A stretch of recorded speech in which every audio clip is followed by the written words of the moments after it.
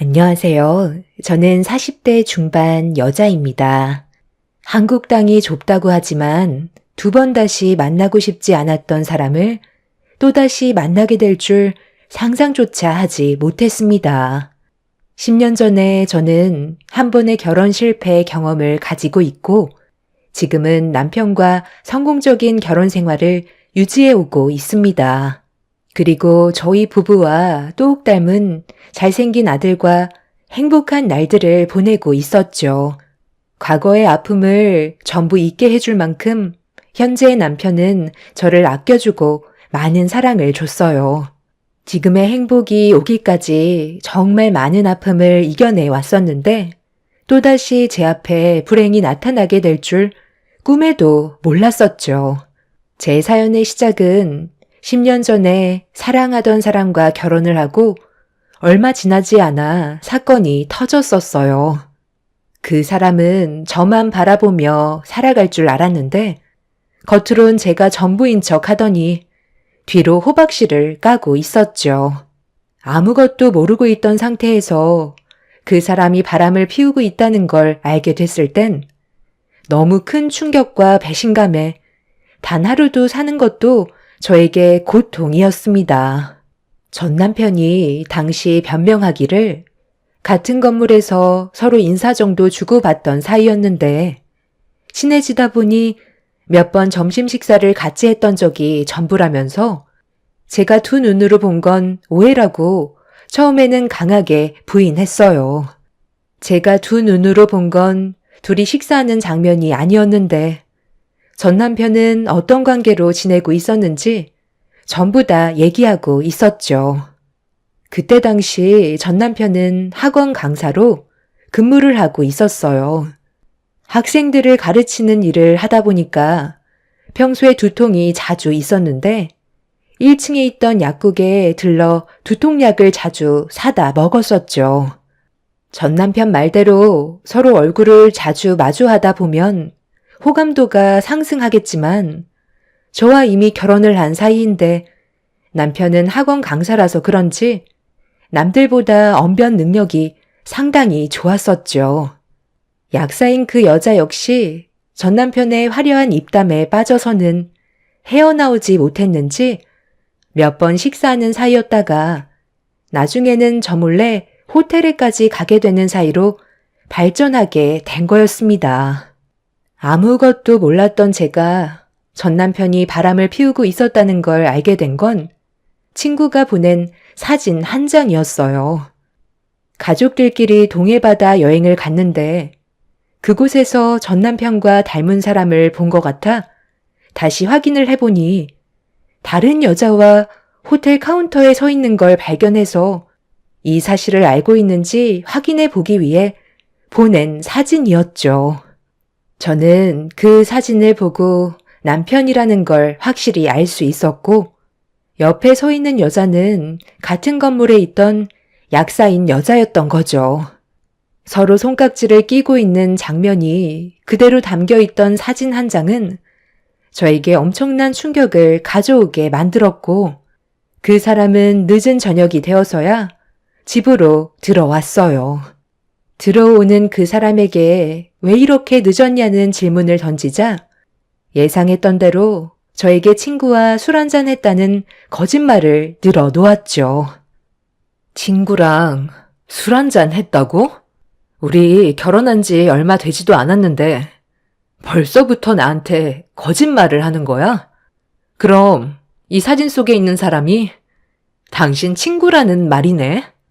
술 한잔 하려고 강원도에 있는 호텔에 다녀온 거야? 그리고 왜 입에서 술 냄새가 하나도 나지 않아? 우리 결혼한 지 이제 1년밖에 안 됐어. 그런데 당신은 나한테 거짓말을 하고 1층에 있는 약사 여자랑 강원도에까지 가서 바람을 피워? 완벽하게 속였다고 생각했는데 내가 이 사진을 가지고 있으니까 많이 놀랐나 봐. 무슨 변명을 할지 생각하지 마. 사진 확대해보면 둘이서 손깍지 끼고 있는 거 다 보이니까 차라리 그냥 속 시원하게 다 털어놓지 그래?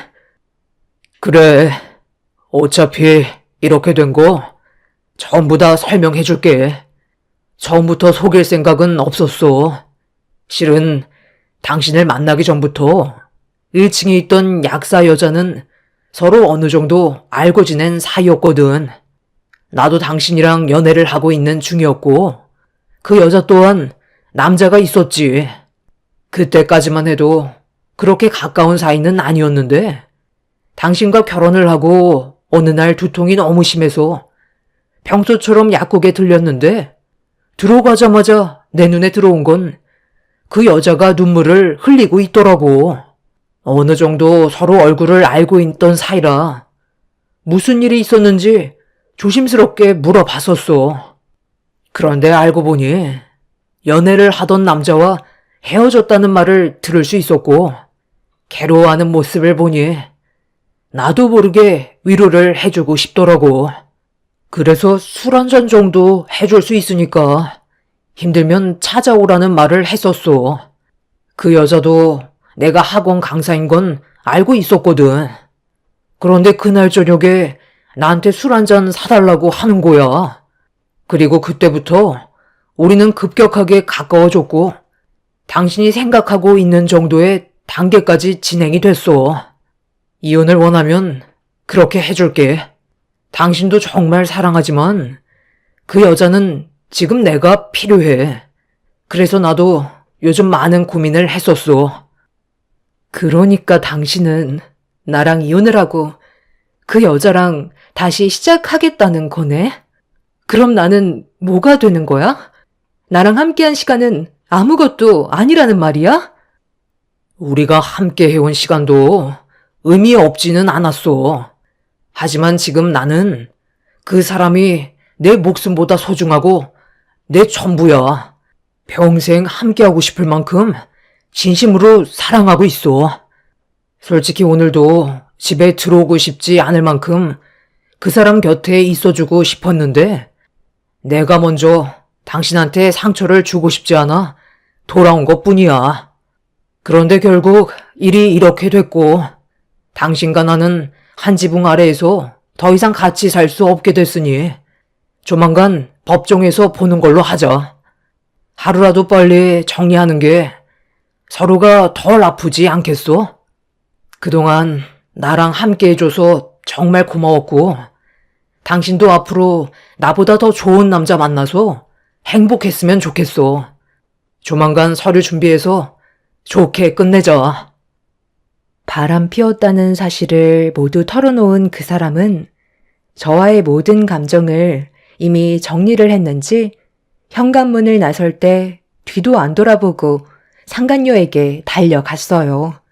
더 이상 그 사람을 붙잡을 수 없다는 걸 알게 되었고, 신혼집에 혼자 남겨져 있던 저는 그 자리에 털썩 주저앉아 너무 큰 충격에 한동안 멍하니 바닥만 바라보고 있었습니다. 고개를 돌리기만 해도 집안 곳곳에 그 사람과 했던 많은 추억들이 담겨있는 사진들이 빼곡하게 붙어 있었는데, 저와 함께했던 시간들을 어떻게 한순간에 모두 지워버릴 수 있는 건지 이해할 수가 없었어요. 아주 잠깐의 불장난일 거라고 받아들이고 싶었지만, 그 사람이 다른 여자에게 마음이 뺏겼다는 말을 직접적으로 하는 순간 되돌릴 수 없다는 걸 인정하게 되었고, 뒤늦게서야 이 모든 것들이 현실이라는 걸 받아들이게 되는 순간 제 눈에선 눈물이 흐르고 있었습니다. 결국 이 사실을 양가 부모님이 알게 되면서 집안은 난장판이 되었어요. 저희 부모님께서 그 사람의 학원에까지 찾아가 전부 다 뒤집어 놓을 만큼 분노를 표출하셨죠. 그리고 그 사람이 1층에 있던 약사와 바람 피웠다는 게 동네에 소문이 나게 되면서부터 수강생들은 전부 떠나게 되었고, 약국도 파리만 날릴 정도로 상당히 큰 피해를 입고 있었습니다. 부모님께서는 결혼한 지 1년밖에 안 됐으니 서둘러 이혼을 하고 새 삶을 사는 게 좋겠다면서 위자료 청구 소송을 진행하는 걸 도와주셨어요. 그렇게 이혼 준비를 하고 있는데 어느 날 상간녀가 제가 일하는 꽃가게에 찾아왔어요. 당장이라도 얼굴에 물을 뿌려버리고 싶었지만 힘들게 감정을 추스르면서 상간녀에게 왜 찾아왔냐고 물어보자 꽃집을 두리번거리면서 저에게 말을 붙여왔습니다. 혹시 시부모님께서 무슨 꽃을 좋아하셨어요? 그래도 처음 인사드리러 가는 자리인데 꽃 정도는 가지고 가야 하지 않겠어요? 좋은 거 하나 추천 좀 해주세요. 많고 많은 꽃집 중에서 왜 여기로 온 거죠? 저희가 서로 얼굴을 마주할 정도로 좋은 사이는 아니지 않나요? 위자료나 준비하시면 될 것 같은데요. 저도 처음에는 그쪽한테 위자료 던져주고 조용히 넘어가려 했었지만 그쪽이 일을 너무 크게 벌려놔서 약국에까지 지장이 생겼거든요.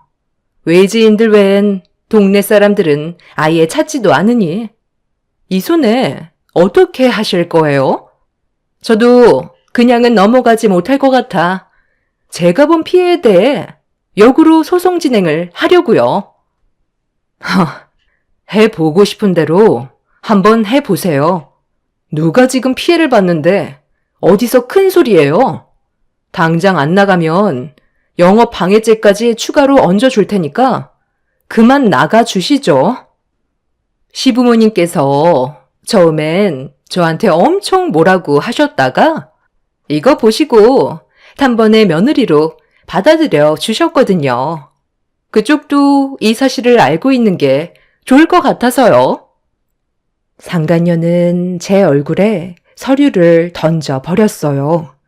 바닥에 떨어진 서류를 상간녀 앞에서 줍고 싶지 않아 고압 호수에 물을 틀어 상간녀의 얼굴을 향해 쏴버렸습니다. 온몸이 젖어버린 상태로 비명을 지른 상간녀는 그대로 도망을 쳤지만 제 화는 쉽게 가라앉지 않았어요. 한참 동안 흥분한 상태로 도망간 상간녀를 바라본 뒤 다시 꽃집으로 들어왔는데 바닥에 보이는 서류 봉투가 눈에 들어왔고 몸을 굽혀 안에 있던 내용물을 꺼내서 확인을 해봤어요. 어느 정도 예상은 했었지만 그 안에는 상간녀가 임신을 했는지 초음파 사진과 산부인과 처방전이 함께 들어 있었습니다. 그리고 그 사람과 함께 찍은 사진들까지 들어 있었죠. 그날 저는 너무 큰 충격과 슬픔에 꽃집 문을 닫고 집으로 돌아왔어요. 저와 이혼도 하기 전에 벌써 다른 여자가 아이를 가졌다는 거에 정신적으로 너무 힘이 들었었죠. 어머님, 저예요. 어떻게 그 여자를 며느리로 받아들일 생각을 하세요? 절대 용서할 수 없다고 하셨잖아요. 무조건 제 편에 서서 도와주시겠다고 하시더니 임신했다고 하니까 마음이 약해지신 거예요? 제가 받은 상처는 더 이상 아무것도 아닌 거냐고요. 어떻게 그 여자를 받아주실 수가 있으세요? 나도 처음에는 화가 많이 났었지. 그런데 너희들 어차피 이혼하면 결국 내 아들도 앞으로 살 길 찾아야 될 테고 또다시 시작해야 되는데 임신까지 했다니까 내 마음이 약해지더라고. 네가 받은 상처 충분히 이해한다. 그렇다고 뱃속에 있는 아이를 아빠 없는 자식으로 만들 수는 없잖니. 나도 마음은 아프지만 현실을 받아들여야지 어쩌겠어.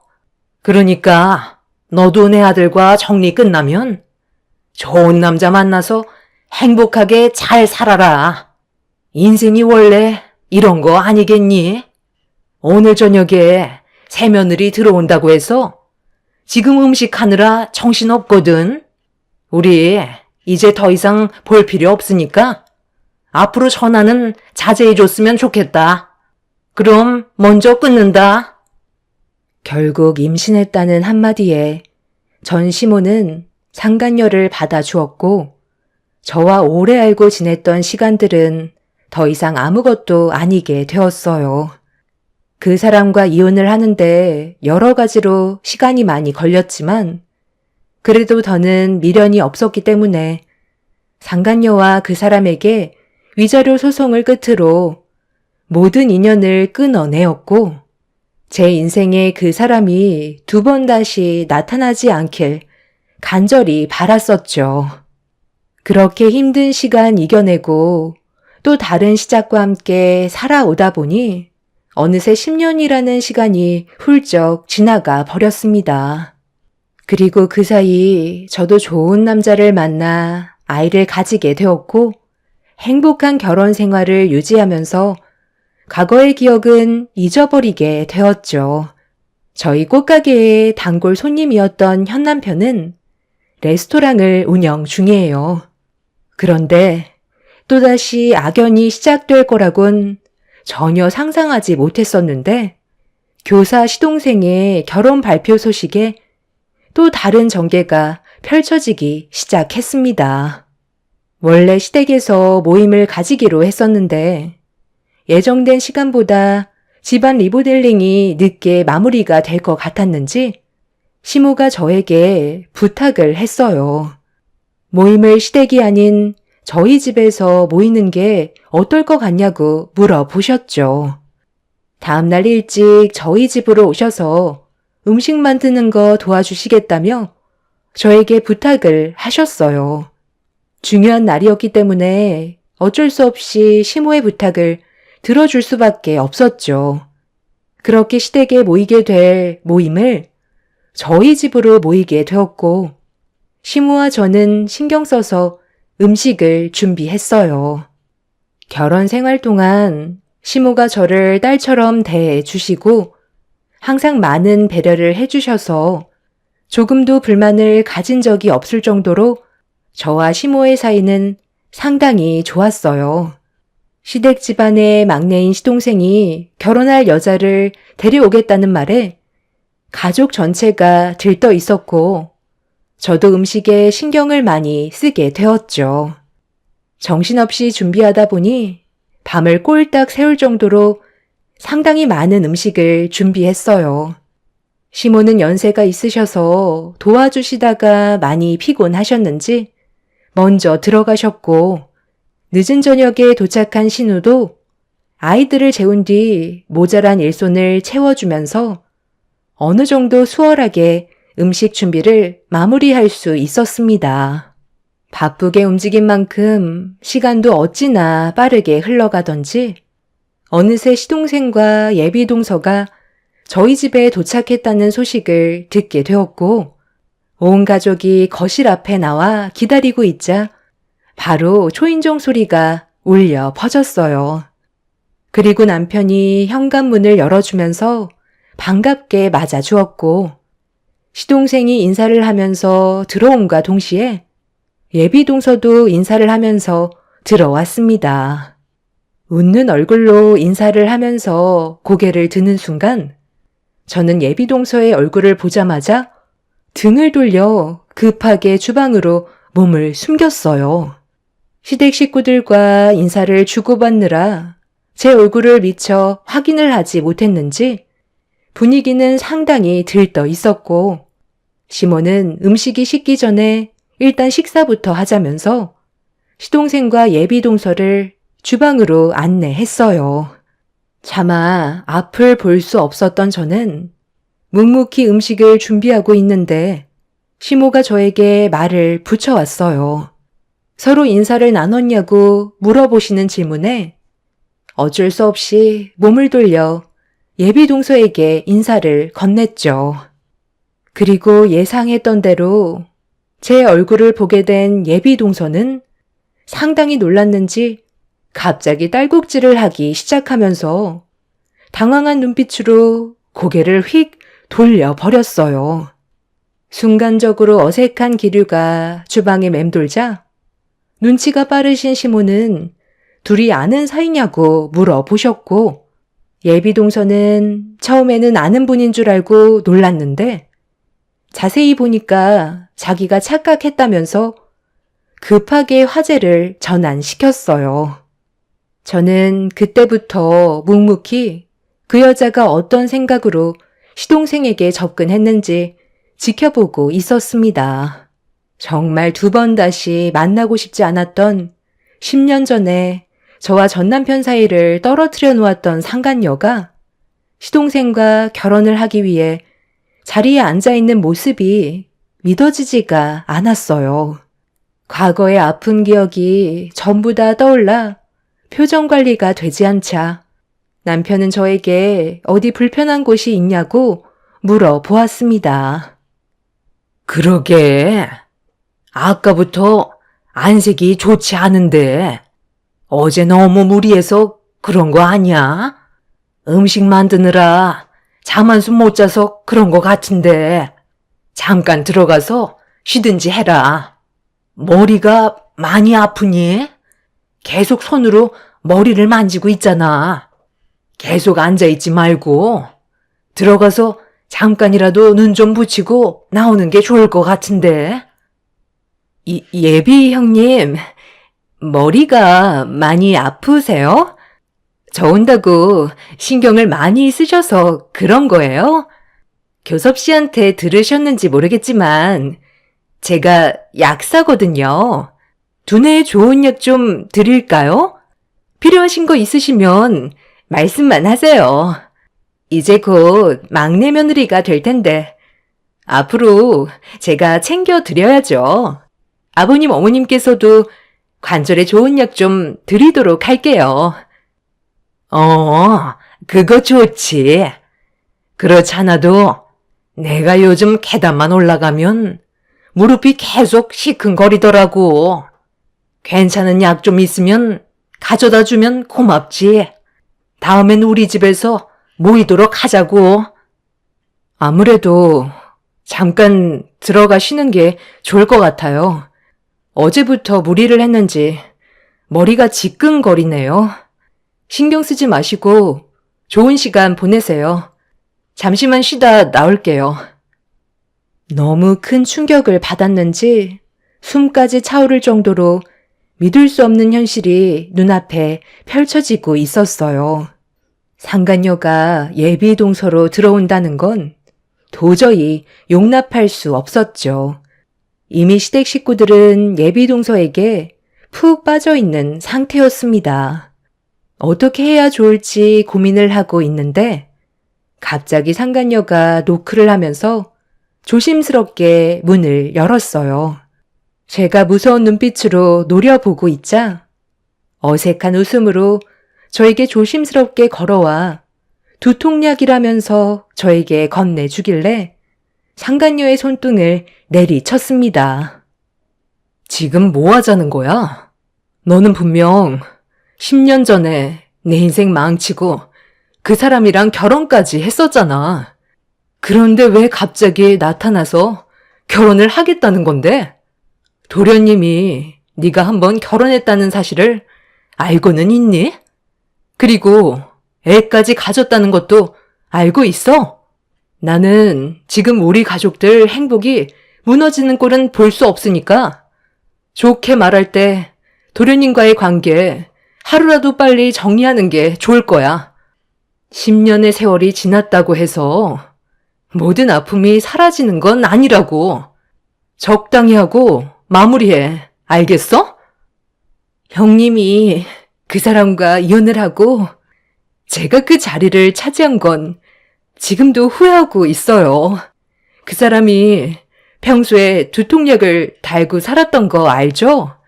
날이 가면 갈수록 두통이 점점 심해지다가 갑자기 쓰러진 적이 있었는데 병원에서 정밀 검사 결과 머릿속에 종양이 발견되었고 악성 종양으로 판정돼서 결국 치료를 받는 도중에 제가 만삭일 때 세상을 떠나고 말았어요.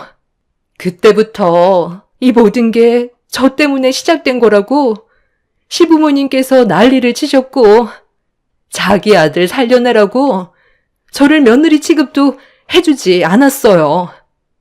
결혼식만 했었지. 혼인신고를 끝내지 않은 상태에서 임신한 몸이었던 저는 어떻게 해야 될지 몰라 혼란스러운 상황 속에 시부모님께서는 그 사람 보험금과 저희가 동거하던 집과 재산을 몽땅 정리해서 다른 지역으로 이사를 가셨고, 부모님께서는 아이 때문에 인생 망칠 일 있냐면서 출산하자마자 고아원에 보내는 걸 원하셨어요. 이미 뱃속에서 상당히 크게 자랐었기 때문에 지울 수도 없는 노릇이라 저는 결국 출산을 하게 되었죠. 그리고 부모님 말대로 그 사람의 아이는 고아원으로 보내버렸어요.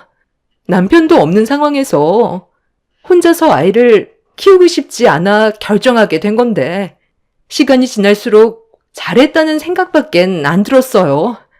저도 살기 위해 선택한 거니 어쩔 수 없었다고요.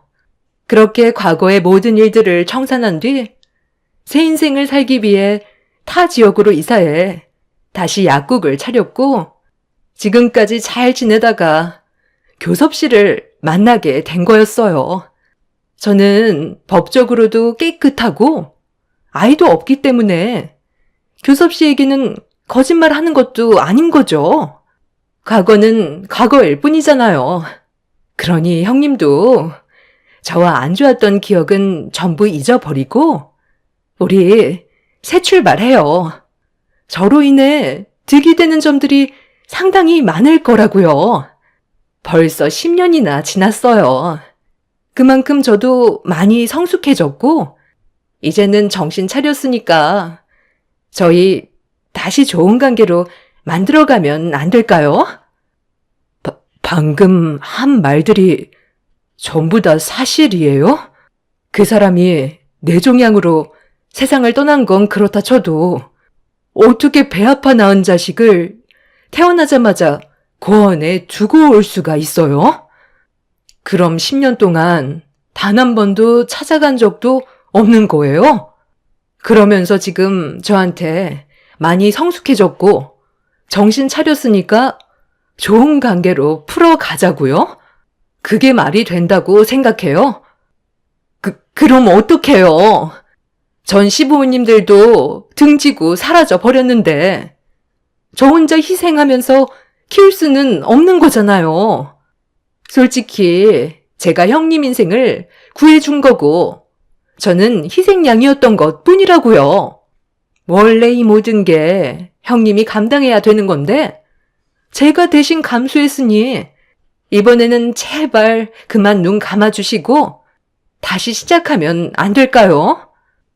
그리고 아까부터 계속 형님이라고 하는데 저는 그쪽을 동서로 받아준 적이 없으니까 그만 내 집에서 나가주세요. 그쪽 지금 우리 도련님 상대로 사기치는 거라고.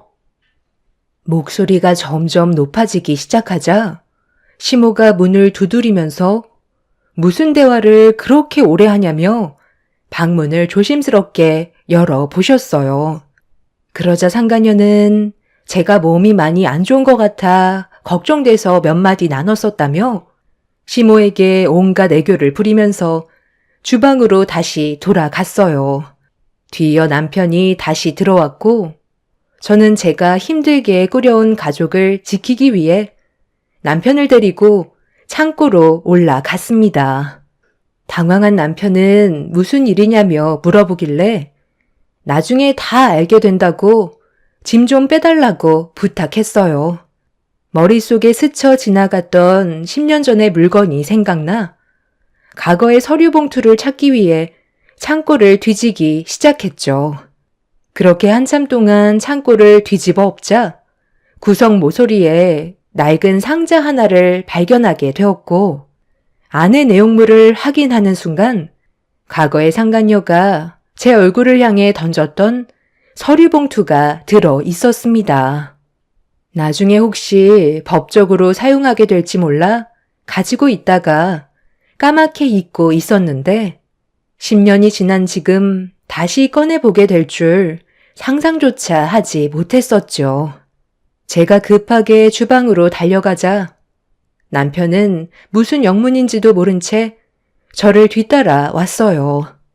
제가 거친 숨을 내쉬면서 온 가족 밥상에다 서류 봉투를 올려 놓았습니다. 시모는 저보고 오늘따라 이상하다면서 서류 봉투를 들어 안의 내용물을 확인하시기 위해 손을 넣어 꺼내는 순간 화들짝 놀라 식탁 위로 던져 버리셨어요. 서류 봉투 안에 있던 건 10년 전에 상간녀가 전 남편과 산부인과에 다녀왔던 처방전과 초음파 사진, 그리고 전 남편과 함께 찍은 사진들이 들어 있었죠.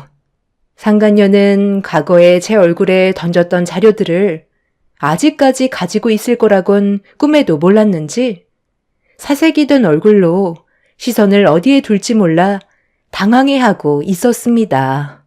시모는 상간녀에게 어떻게 된 거냐고 화를 냈고 시동생 또한 믿을 수 없다는 표정으로 몇 번이고 10년 전의 사진들을 확인하고 있었어요. 저는 가족들 앞에서 좀 전에 상간녀와 방에서 나눴던 대화를 전부 다 얘기해 줬어요. 시모는 손을 부들부들 떠시더니 갑자기 자리에서 일어나셔선 상간녀의 머리채를 잡고 사정없이 흔드셨습니다. 너같이 쓰레기 같은 여자가 우리 막내 아들과 결혼을 하려고 했어? 아이를 출산하자마자 고아원에 버렸다고? 우리 며느리가 밤새워서 고생하면서 음식 만든 거 생각하면 이 정도로 끝낼 수 없지. 당장 경찰서로 같이 가야 되겠다. 우리 집안 상대로 감히 사기칠 생각을 해? 하마터면 내 아들 인생 쪽날 뻔했잖아. 어머님, 잠깐만 이거 좀 놓고 얘기하세요. 저는 절대 사기칠 생각은 없었다고요. 그저 새 사람 만나서 행복하게 살고 싶었을 뿐이에요. 제발 저를 내치지 말아주세요. 저는 교섭 씨를 진심으로 사랑하고 있어요. 저에게 한 번만 기회를 주시면 안 될까요? 그냥 과거일 뿐이잖아요. 앞으로 잘하면 되는 거잖아요. 너는 아직까지 정신을 못 차렸구나. 새 삶을 살고 싶으면 네가 버린 아이나 다시 데려와서 그동안 했던 잘못에 대해 용서를 구하고 그 아이를 위해서 살아가도록 해. 엄마 없이 살아간 그 아이가 불쌍하지도 않아? 걔가 무슨 잘못이야? 네가 생각 없이 즐기고 저지른 행동에 대한 결과인 거잖아. 상간녀는 끝까지 시동생의 다리를 붙잡고 매달렸어요. 진심으로 사랑하고 있다면서 눈물을 흘리며 애원했지만 충격적인 과거를 전부 다 듣게 된 시동생은 상간녀를 뿌리쳤고 시모는 상간녀를 집 밖으로 내쫓아 버렸습니다. 그렇게 저는 10년 만에 다시 만나게 된 상간녀를 다시 내쳤고 이번에는 제 가족들을 지킬 수 있었습니다.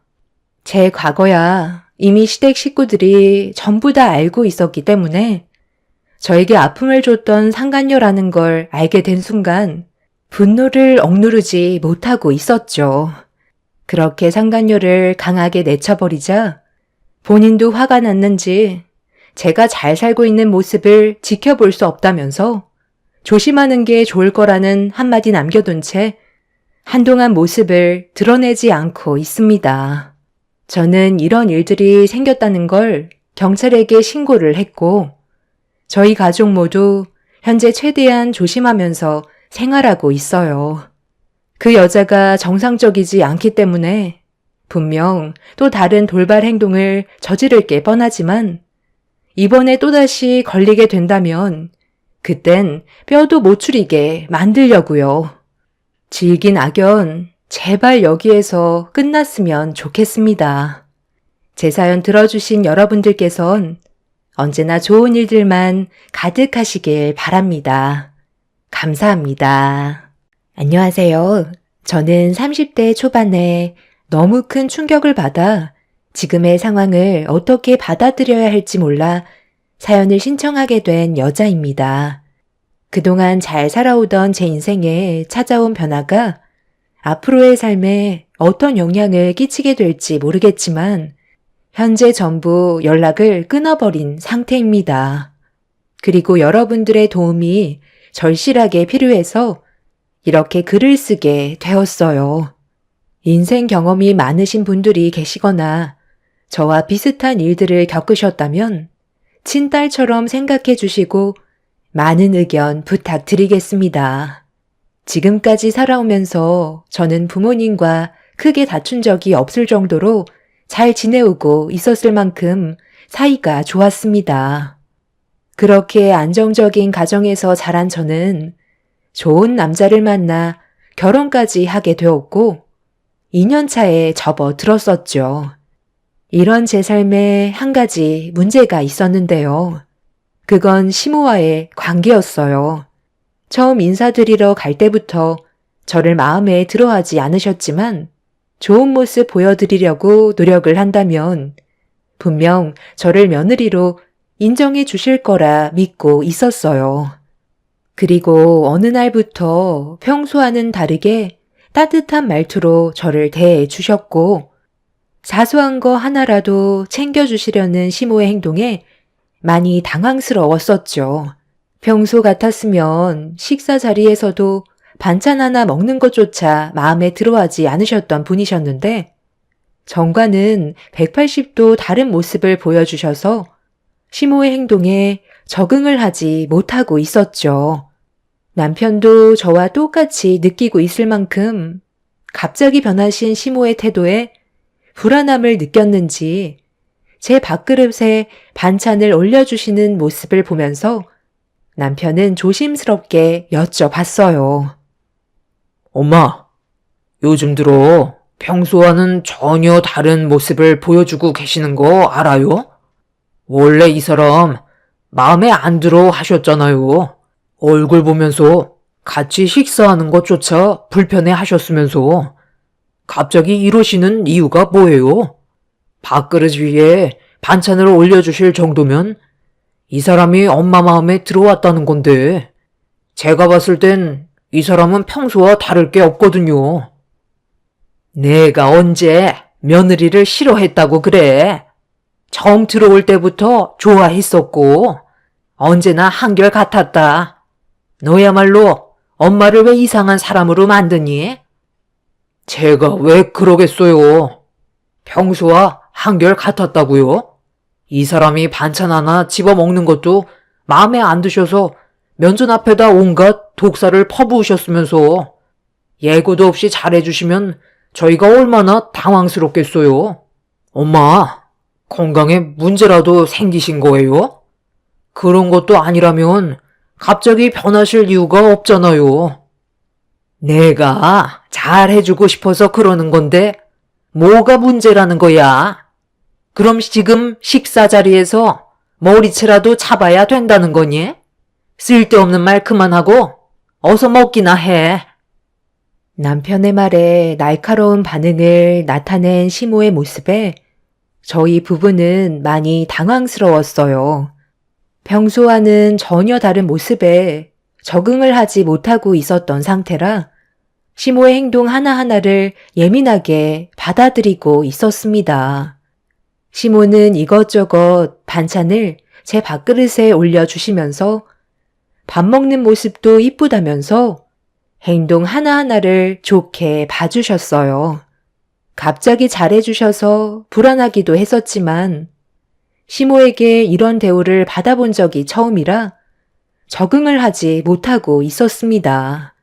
하지만 시모가 저를 잘 대해주시던 기간이 짧지 않았고 6개월 정도 지속이 되자 시모가 저를 며느리로 받아들여주시고 진심으로 잘 대해주시는 모습들에 닫혀있던 마음을 열게 해주셨어요. 그렇게 저를 딸처럼 대해주셨던 시모와 차 한 잔의 여유를 즐기면서 대화를 나누고 있었는데 시모에게 갑자기 전화가 왔어요. 그런데 핸드폰을 확인하시자마자 얼굴빛이 굳어지셨고 저에게 어색한 미소를 보이면서 잠깐 통화 좀 하고 오겠다며 자리에서 일어나 방으로 들어가셨어요. 심각해 보이는 시모의 모습에 안 좋은 일이 생기셨을까봐 신경이 쓰였죠. 그런데 전화 통화가 끝이 나셨는지 방문을 열고 나오셨는데 갑자기 저에게 화를 내셨어요. 내가 지금 상당히 기분이 안 좋으니까 꼴도 보기 싫은 얼굴 당장 내 앞에서 치워라. 경환아, 빨리 좀 나와봐라. 너희들 오늘 이만 들어가 봐야 되겠다. 엄마, 무슨 일이 있어요? 아유, 갑자기 왜 이 사람한테 또 화를 내시는 거예요? 엄마 목소리가 방에서까지 전부 다 들렸다고요. 가만히 있는 사람한테 꼴도 보기 싫다며 당장 나가라고 하면 얼마나 당황스럽겠어요. 어떤 상황인지 알려주셔야 저희가 납득할 수 있을 거 아니에요. 잘못을 했으면 설명을 해 주셔야죠. 그냥 보고 싶지 않다면 대충 알아들으면 되는 거지. 내가 왜 일일이 설명을 해줘야 되는 건데? 지금은 얼굴 보고 싶지 않으니까 당장 돌아가래도. 어머님, 방금 전화 통화하셨잖아요. 안 좋은 말이라도 들으신 거예요? 누구랑 전화를 하셨는지 알 수 있을까요? 갑자기 나가시라고 화를 내시니까 너무 당황스러워요. 시모는 저희 엄마와 통화를 했다면서 당장 나가라고 소리를 지르셨어요. 무서울 정도로 노려보셔서 남편은 분위기가 안 좋아질 것 같았는지 저를 데리고 일단 집 밖으로 빠져 나왔습니다. 영문도 모른 채 다짜고짜 화를 내시는 시모의 모습에 당황스러웠던 저는 일단 엄마한테 전화를 해볼 수밖에 없었어요. 엄마, 저예요. 방금 시어머니랑 통화하셨어요? 오늘 시댁에 와 있었거든요. 그런데 전화를 끊으시고 방에서 나오셨는데 기분이 상당히 안 좋아 보이셔서요. 그냥 사돈끼리 통화하다 보면 이것저것 마찰이 생길 때도 있는 거라. 그게 걱정 안 해도 된다. 그것 때문에 너한테 화를 낸 건 아니지? 만약 그렇게 했다면 엄마한테 당장 얘기하고 사돈이 좋은 사람이 아닌 건 알고 있었지만 앞뒤가 꽉 막힌 사람인지는 정말 몰랐다. 괜히 너한테 화풀이 한 건 아니지? 엄마는 시모와 어떤 대화를 나눴는지 정확하게 설명을 안 해주셨어요. 제가 듣고 싶었던 말은 시모와 왜 안 좋은 말들을 주고받았는지가 중요한 거였는데 엄마는 계속해서 다른 말로 돌리셨고 더는 대화가 안 될 것 같아 전화를 끊을 수밖에 없었어요. 그렇게 집으로 돌아온 저는 갑자기 바뀌어버린 분위기에 적응을 하지 못하고 있었죠.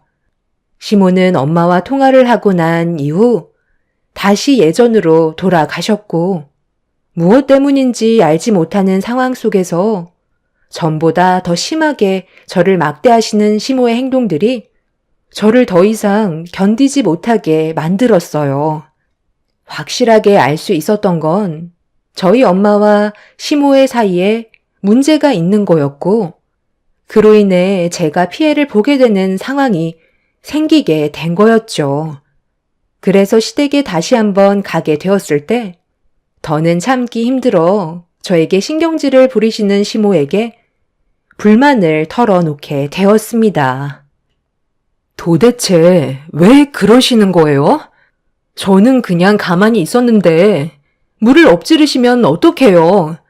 저희 엄마랑 문제가 있으셔서 풀지 못하시면 저한테 얘기하시면 되잖아요. 꼭 이런 식으로 화풀이를 하셔야 되는 거예요? 저를 부르신 이유가 괴롭히고 싶으셔서 부르셨어요? 계속해서 오락가락 하시는 어머님의 모습이 더 힘들어요. 차라리 그냥 예전처럼 대해주시는 게 낫겠어요. 이런 모습들이 저를 더 혼란스럽게 만든다고요. 무엇 때문에 그러시는 건지 설명 안 해주시면 더는 어머님 댁에 올 수 없을 것 같아요. 저희 엄마도 입을 닫고 계시는데 제가 왜 중간에 껴서 피해를 봐야 하는지 모르겠어요. 오늘은 괜찮겠지. 다시 저를 잘 대해주시겠지. 그런 기대를 하면서 왔는데 역시나 어머님은 다시 예전처럼 저에게 상처만 주시네요. 먼저 자리에서 일어나 보도록 할게요. 당분간 연락 안 했으면 좋겠어요. 네가 뭔데? 연락을 하지 마라 결정하는 거니? 사돈이 아무 말도 안 해준 것 같은데 마음 같아선 내가 전부 다 얘기해주고 싶지만 이건 그렇게 간단한 문제가 아니라서 말이야. 직접 알아보겠다면 말리진 않겠지만 그에 따른 피해는 혼자서 감당해야 된다는 거 알지? 내가 해줄 수 있는 말은 여기까지다. 확실하게 알 수 있었던 건 저희 엄마와 시모와의 관계에 제가 연관이 되어 있다는 거였어요. 하지만 그걸 알지 못했던 저는 답답할 뿐이었죠. 속 편하게 시모가 직접 알려주시길 바랬지만 저희 엄마와 약속한 게 있어서 그렇게 해줄 수는 없다며 등을 돌리셨고 더 이상 대화조차 섞고 싶지 않아 시댁에서 뛰쳐나왔습니다. 그렇게 집으로 가는 동안 다시 엄마한테 전화를 했어요. 진지하게 할 말이 있으니 친정으로 가겠다고 연락을 하게 되었죠. 엄마는 나중에 대화하길 원하셨지만 저는 하루라도 빨리 이 답답한 상황을 끝내버리고 싶었어요. 잘못도 없는 제가 왜 시모에게 욕을 먹어야 하고 엄마와 시모가 무슨 일이 있으셨는지 알아내야만 했어요. 그 결과가 어찌되었든 저에게 그건 중요하지 않았습니다. 하루하루 답답하게 사는 것보다 속 편하게 지내고 싶을 뿐이었어요. 그렇게 남편과 함께 친정으로 향하게 되었고 현관문을 열고 집 안으로 들어가자마자 부모님을 찾았는데 그새 또 어디를 가셨는지 집에 안 계시더라고요. 전화를 해보니 두 분 다 핸드폰까지 놓고 가셨길래 잠깐 밖에 볼일을 보고 다시 오실 것 같아 소파에 앉아 기다리고 있었습니다. 그런데 테이블 위에 서류 하나가 눈에 들어와 확인을 해보니 부모님 건강검진 서류였어요. 아무 생각 없이 보고 있었는데 검진 항목 중에 이상한 점을 발견했어요. 부모님 두 분 다 혈액형이 B형으로 되어 있었습니다. 제가 듣기론 두 분 다 A형으로 알고 있었는데 건강검진 항목에는 두 분 다 B형으로 되어 있어서 부모님께 맞는 건지 확인을 해봤는데 건강검진 서류에는 정상적으로 부모님 이름이 적혀 있었어요. 제가 알기론 B형 부모님 사이에선 A형이 태어날 수 없고 B형이나 O형만 태어날 수 있는 걸로 알고 있어서 제가 잘못 알고 있을지도 모른다는 생각에 옆에 앉아있던 남편에게 물어봤어요. 그리고 남편 역시 저와 똑같은 생각을 가지고 있었죠. 서류가 잘못됐을 수도 있다는 말에 건강검진을 한 병원에 전화를 해봤는데 혈액형 검사는 잘못될 수가 없다는 설명을 해주었고 저는 그 말을 듣자마자 머릿속이 복잡해지기 시작했어요. 갑자기 혼란스러워진 상황 속에서 엄마의 핸드폰에 전화가 울리길래 확인을 해보니 시모가 엄마한테 전화를 하고 있었습니다. 방금까지 상당히 큰 충격을 받았던 터라 어떻게 해야 할지 몰라 엄마의 핸드폰에서 울리고 있는 시모의 전화를 받지 않자 잠시 뒤 문자 한 통이 왔어요. 핸드폰을 열어 확인을 해보니 엄마와 시모가 주고받은 문자 내용이었고 남편과 저는 너무 큰 충격에 경악을 하고 말았습니다. 그러게 꼬리가 길면 언젠가는 잡히게 된다니까요. 하필 많은 사람들 중에 저한테 걸렸다는 게 문제죠. 저한테 녹음 원본이 있다는 거 아시죠? 입막음용으로 매달 500씩 계좌로 넣어주세요. 그런 충격적인 짓을 30년간 숨겨왔었는데 500 정도면 싸게 받는 거라고요. 며느리한테 이 사실을 얘기하는 순간 어떻게 되시는지 잘 알고 계시죠? 이래서 사람은 죄를 짓고 살면 안 된다는 거예요. 어떻게 자기 자식도 아니면서 지금까지 이런 사실을 숨긴 채 살아올 수가 있어요? 저희도 정말 속아서 제 아들을 결혼시키게 만든 거잖아요. 이건 엄연히 사기 결혼이나 마찬가지라고요. 매달 월초에 500만 원씩 입금하지 않으면 제가 가지고 있는 증거물을 전부 며느리한테 넘겨주겠습니다. 그렇게 된다면 사돈 집안은 제가 굳이 설명을 안 드려도 어떻게 되실지 잘 아시죠? 매달 500씩 드릴 테니까 제발 제 딸에게는 말하지 마세요. 나중에 제 입으로 전부 설명해 주려고 했어요. 그러니 조용히 넘어갔으면 좋겠네요. 핸드폰을 들고 있는 손이 떨려오고 있었는데 엄마는 매달 시모에게 500만 원씩 입금했다는 문자를 보내고 있었습니다. 그런데 어느 날부터 엄마가 시모에게 돈을 보내주지 않았는지 당장 500만 원을 계좌로 보내지 않는다면 모든 사실을 저에게 알리겠다면서 엄마한테 돈을 강요하고 있었어요. 그날이 잘해주시던 시모가 엄마와 통화를 하신 이후 갑자기 돌변하셔서 저를 막대하셨을 때였죠. 엄마는 계속해서 시모의 연락을 받지 않고 있었고 시모의 한계는 머리끝까지 차오르고 말았습니다.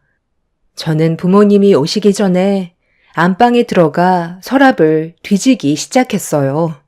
그리고 통장 하나를 확인할 수 있었고 급하게 열어 내역을 보니 엄마는 시모에게 6개월 동안 매달 월초에 500만 원씩 계좌로 이체해주고 있었습니다. 제가 모르고 있던 이 사실을 악용해 시모가 저희 부모님께 돈을 갈취했다는 거에 너무 화가 나서 시모에게 돈을 돌려받으려고 집 밖을 나가려는 순간 부모님께서 거친 숨을 내쉬면서 현관문을 여셨고 저와 눈이 마주치고 말았습니다. 30년이 넘는 세월 동안 저를 낳아주신 부모님을 단 한 번도 의심해 본 적이 없었는데 제가 친자가 아니라는 사실에 눈물이 왈칵 쏟아지고 말았어요.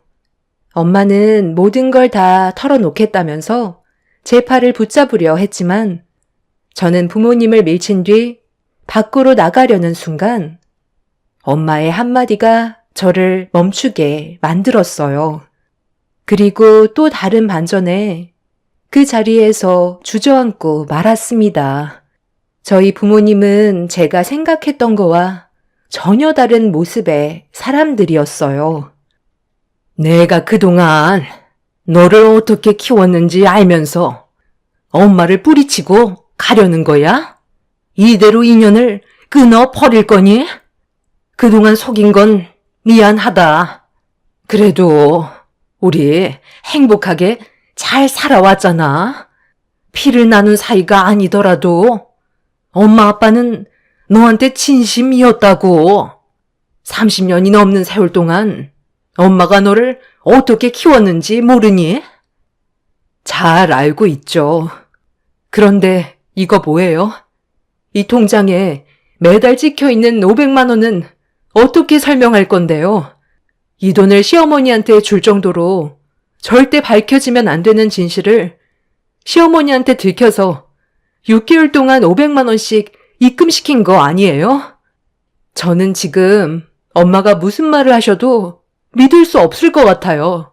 시어머니께서 가지고 계신 증거물이 무엇인지 제가 직접 두 눈으로 봐야 속이 풀릴 것 같다고요. 그러고 나서 나중에 다시 얘기하도록 해요. 지금은 엄마랑 대화하고 싶지 않아요. 여기까지만 해라. 더 이상 알아내려 해봤자 서로에게 상처만 커지게 되는 거라고. 엄마 아빠가 너를 얼마나 사랑하고 있는지 잘 알면서 꼭 이렇게 해야 되겠니? 저를 사랑하면 처음부터 올바른 방법으로 처신을 하셨겠죠. 그럼 당장 저한테 설명해 주세요. 시어머니께서 가지고 계신 증거물이 뭔지 알려달라고요.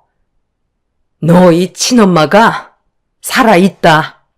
사정이 있어서 너랑 만나지 못하는 것뿐이야. 그 대신 우리가 너를 친딸처럼 키워주면서 소식을 전해주고 있었다고. 그럼 그동안 저를 낳아주신 친모와 연락을 주고받고 있었다는 건데 왜 저한테 단 한 번도 이 사실을 알려주지 않으셨던 거죠? 왜 친모에게 소식만 전해준 거냐고요? 친모라는 사람이 소식은 듣고 싶은데 얼굴은 보고 싶지 않다고 그랬나요? 도대체 그 이유가 뭔데요? 지금 친모가 어디 있는지 당장 알려주세요. 엄마는 친모가 계시는 위치를 알려달라는 말에 입을 굳게 닫으셨어요. 저는 더 이상 엄마한테 들을 말이 없을 것 같아 남편을 데리고 즉각 시댁에 달려가게 되었습니다. 그렇게 시댁에 거의 다 도착할 때쯤 눈앞에 시모가 누군가와 함께 걸어가고 있었어요. 처음 보는 사람이길래 남편한테 아시는 분이냐고 물어보니 처음 보는 분이라면서 속도를 줄였고 거리를 두면서 시모에게 부축을 받고 계신 분을 뚫어지게 쳐다보고 있었는데 남편의 한마디에 온몸에 소름이 돋았습니다. 저와 닮아 보인다는 말이었고 시모는 그분과 함께 카페로 들어가셨습니다. 2층으로 된 카페라 남편은 저를 데리고 뒷문으로 향해 들어갔어요. 그렇게 시모와 처음 보게 된 분의 대화를 숨죽이며 엿듣게 되었고 충격적인 대반전의 광경에 입을 다물지 못할 만큼 모든 진실을 듣고 말았어요. 지금 얼마나 곤란한 상황이 생겼는지 아세요? 제가 이렇게까지 연락을 드리는 이유가 그쪽 친따님한테 문제가 생겨서 그래요. 제 며느리 집안이 아주 난리가 났어요. 그쪽이 계속 나타나면 잘 지내고 있던 집안은 순식간에 무너진다니까요. 저도 이 사실을 모르는 게 아니잖아요. 이왕 이렇게 된 거 며느리한테 전부 사실을 말씀드릴까 하는데 그래도 괜찮은 거죠? 만약 그게 싫으신다면 어느 정도 금전적인 보상을 해 주시던가요. 앞도 못 보시는 분이 친딸의 인생을 망치고 싶은 건 아니시죠? 그럴 리가요. 저는 제 딸이 앞으로 걱정 없이 잘 살아가길 원하는 걸요.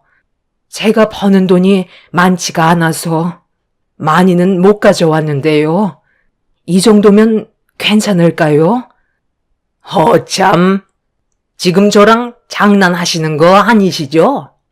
200만 원 가지고 제 입을 막으시겠다는 거예요? 아직 사태 파악을 못 하시는 것 같은데 입 한번 뻐끗하는 순간 며느리는 정신적인 충격을 받게 될 테고 집안이 무너지면 회복되기 힘들다니까요. 제 입을 막으시려면 최소한 돈 1,000만 원은 준비해 주셔야죠. 꼴랑 200만 원 가지고는 입에 풀칠도 못하겠어요. 일단 주신 돈은 받겠지만 나머지 800만 원은 최대한 빠른 시일 내에 준비해 주셨으면 좋겠네요. 사돈댁은 왜 이렇게 전화를 안 받아? 좀 전에 얼굴 뵙고 왔었다면서요? 지금까지 소식만 들으시다가 갑자기 이러시는 이유가 뭐예요? 어차피 눈도 안 보여서 얼굴도 못 보시는데 왜 하필 지금 얼굴을 보시겠다는 거예요? 이제 와서 엄마 노릇이라도 하겠다는 건가요?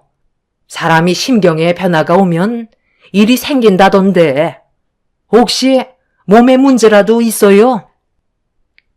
그게 제가 대장암이라는데 살 날이 많지가 않다네요. 그래서 세상 떠나기 전에 제 딸과 밥 한 끼 먹고 싶어서 부탁을 드렸는데 요즘 돈을 벌지 못해서 약속 잡는 게 쉽지가 않아요. 도와주시는 분이 통장에 얼마 있는지 알려주셨는데 지금 그쪽에게 드린 돈이 전부인 걸로 알고 있네요. 제 딸 만나게 해줄 수 있나요? 대장암이요? 아유, 그 집안 사람들 완전히 쓰레기네. 그걸 알면서도 며느리를 만나지 못하게 한다고요? 아니, 30년간 피 빨아먹었으면 됐지. 얼마나 더 뽑아 먹으려는 거야? 800만 원은 없던 걸로 할게요. 이것만 받을 테니까 여기서 잠깐만 기다리세요. 제가 지금 당장 며느리한테 전화해서 여기로 오라고 할게요. 그럴 필요 없을 것 같아요. 당신도 쓰레기인 건 마찬가지인 것 같은데요. 이게 지금 뭐 하는 짓이에요? 저를 이용해서 돈을 요구하고 있었어요? 그 돈 당장 돌려주세요. 아니. 너희들이 여긴 어떻게 알고 온 거야? 그럼 내가 나눈 대화를 전부 다 들었다는 거니? 잠깐만, 너무 열내지 말고 일단 내 말부터 좀 들어봐라. 저는 시모 손에 들려있던 돈 봉투를 빼앗았어요. 그리고 시모를 사정없이 밀쳐 버렸습니다. 마음 같아선 당장이라도 머리채를 뜯어버리고 싶었지만 일단 어떤 상황인지 전부 다 들어봐야만 했어요. 제가 열을 내면서 분노하자 시모는 많이 당황하셨는지 모든 걸 다 설명하겠다면서 가지고 계신 증거물을 저에게 내밀으셨어요. 사진 몇 장과 그리고 부모님과 친모가 나눈 대화가 영상으로 찍혀 있었죠. 시모가 지인분들과 카페에서 커피 한잔하고 계셨는데 부모님이 친모와 대화를 나누는 걸 목격하게 되었던 거죠. 심상치 않은 분위기에 아는 척하지 못한 채 듣고만 계셨는데 부모님 앞에 앉아 계셨던 분이 제 친모였다는 사실을 알게 된 순간 증거물을 남기기 시작했고 주고받는 대화는 정말 충격적이었어요. 제가 30년간 알고 계셨던 부모님이 아니셨습니다. 요즘 돈벌이가 시원찮다더니 정말인가 보네. 안마사 말고 다른 일을 알아보든지 해야 될 거 아니야. 내가 그동안 얼마나 힘들게 키웠는지 알면서 매달 받는 돈이 줄어들면 어떡해? 이런 식으로 하면 내 딸을 만나게 해줄 수 있을 것 같아. 대장암 걸렸다고 잘 살고 있는 우리 가정을 깨버리려는 거야? 그게 아니고 내가 요즘 몸이 안 좋아서 계속 일을 못하고 있어. 돈이야 어떻게든 마련해 볼 테니까 같이 식사 한 번만 할 수 있게 자리를 마련해 주면 안 될까? 가는 길에 그 정도는 해줄 수 있잖아. 친구로서 그 정도도 못 해주는 거야? 바로 앞에서 목소리 좀 듣고 싶어서 그래. 마지막 부탁 좀 들어줘라, 친구야. 우리가 함께한 세월이 얼마지? 30년이 훨씬 넘었지? 그때만 해도 앞이 잘 보였었는데 네가 만삭일 때 사고가 나서 재앙절개를 할 수밖에 없었지. 그리고 너는 사고로 인해 양쪽 시력을 전부 잃게 되었던 거고 평생을 함께 해주겠다던 남자는 시각장애인이 되어버린 너를 버리고 도망쳐버렸잖아. 고아였던 네가 아이를 키워줄 수 있는 여건이 되질 않으니 도움받을 수 있는 사람이 나밖에 없어서 이제 막 결혼을 했던 우리한테 아이를 맡겼었잖아. 피 한 방울 섞이지 않았던 아이를 키우기로 결심하게 됐던 게 얼마나 큰 결정이었는지 알아? 이 사람과 내 사이에 태어난 자식이 아닌 다른 아이를 키우는 건데 우리는 최선을 다했어. 그때 뭐라고 그랬지? 아이만 잘 클 수 있게 해달라며 뭐든 다 해주겠다고 하지 않았어? 그래서 지금까지 우리는 최선을 다해 키워줬는데 이제야 네가 내 딸 앞에 나타나면 우리는 뭐가 되는 건데? 이건 평생 무덤까지 가져가야 할 비밀인 거라고. 다시 한번 말하지만 내 딸 앞에 나타날 생각은 꿈도 꾸지 마. 알겠어? 너는 그냥 우리한테 돈이나 붙이면서 살다가 세상 떠나면 되는 거야. 앞도 못 보는 주제에 뭐하러 내 딸의 얼굴을 보려는 건데? 엄마는 제가 알던 사람이 아니었어요. 시모의 핸드폰 속에 들어있던 충격적인 내용은 저를 주저앉게 만들었죠.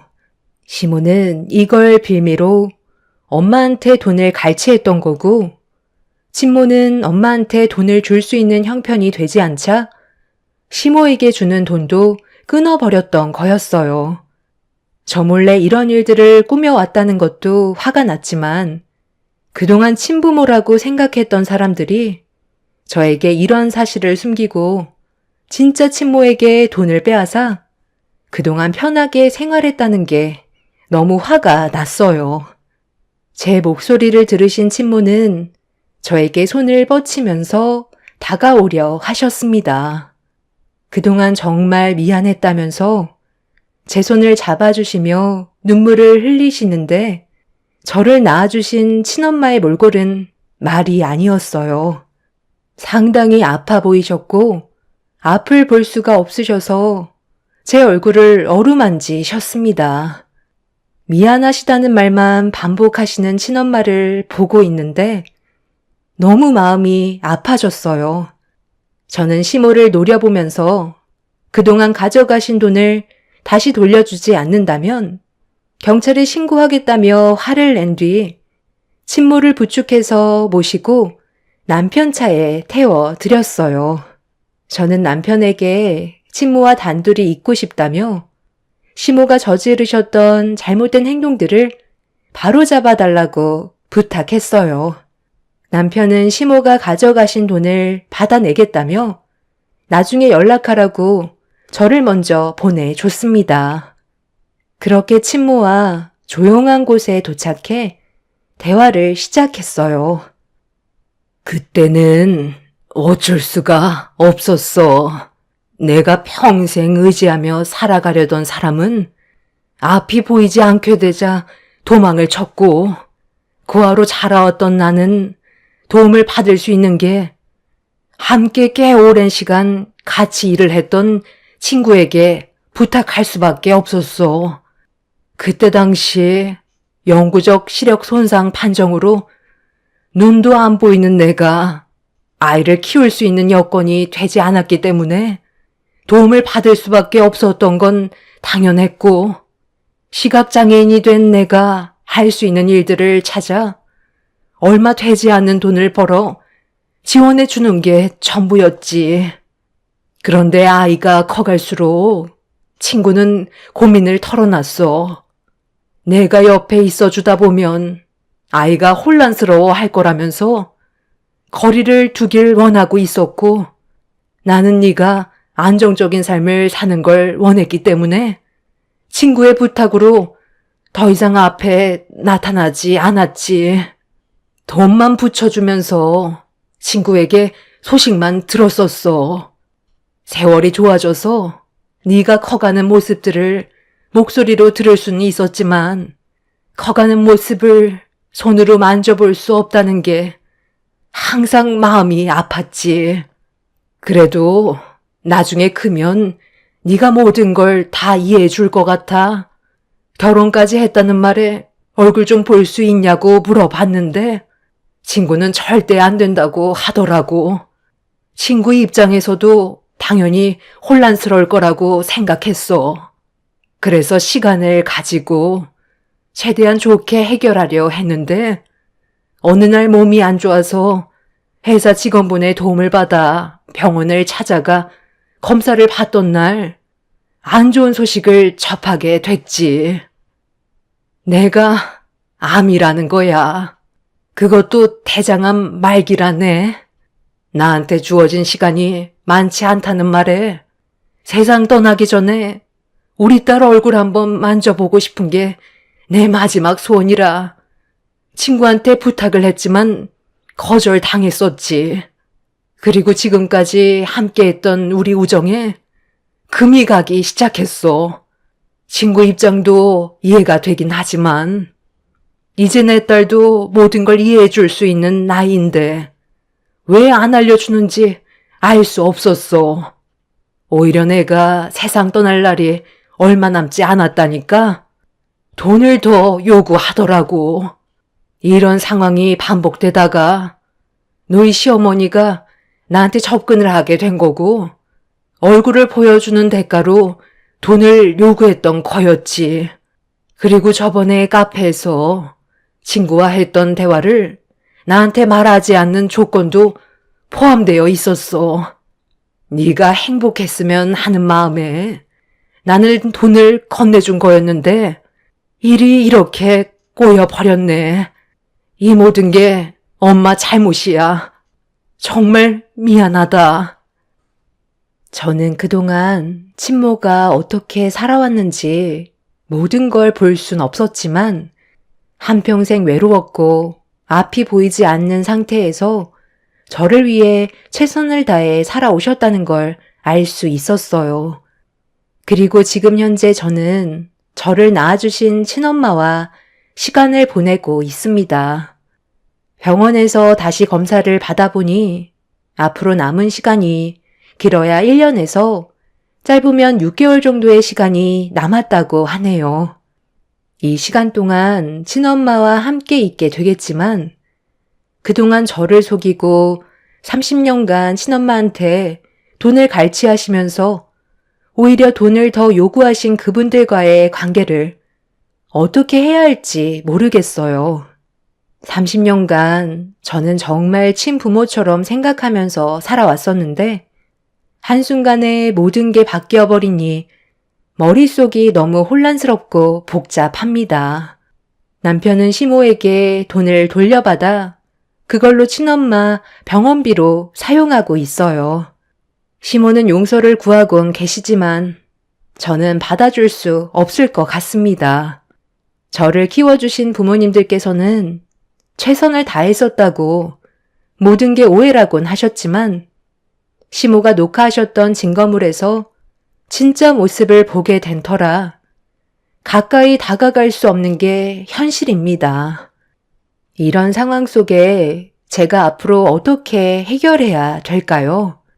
저를 이용해 친모에게 돈을 갈취한 그분들과의 관계를 계속 이어나가는 게 맞는 걸까요? 시모와는 완전히 연락을 끊어버린 상태입니다.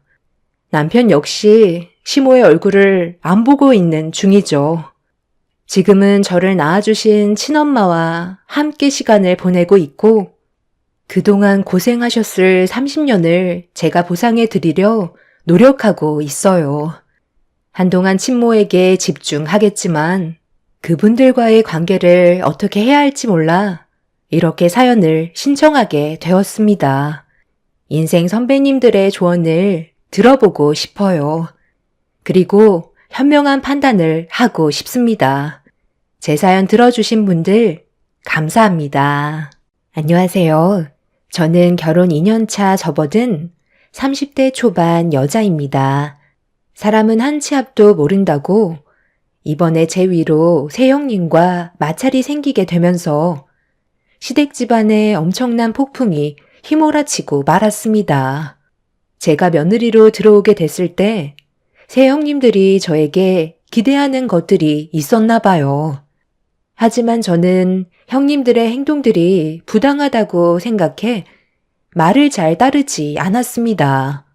그로 인해 저는 지금까지 단 한 번도 경험해 본 적이 없었던 따돌림을 처음으로 겪게 되었고, 결국 서로에 대한 안 좋은 감정의 골은 점점 깊어져만 가게 되었죠.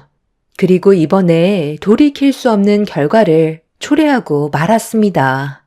문제의 시작은 시모의 몸에 적신호가 켜지게 되면서 몸이 급격하게 안 좋아지셨는데요. 평소에 당뇨병 질환을 앓고 계셨는데 근감소증까지 심해지면서 좀처럼 몸이 회복이 되지 않으셨어요.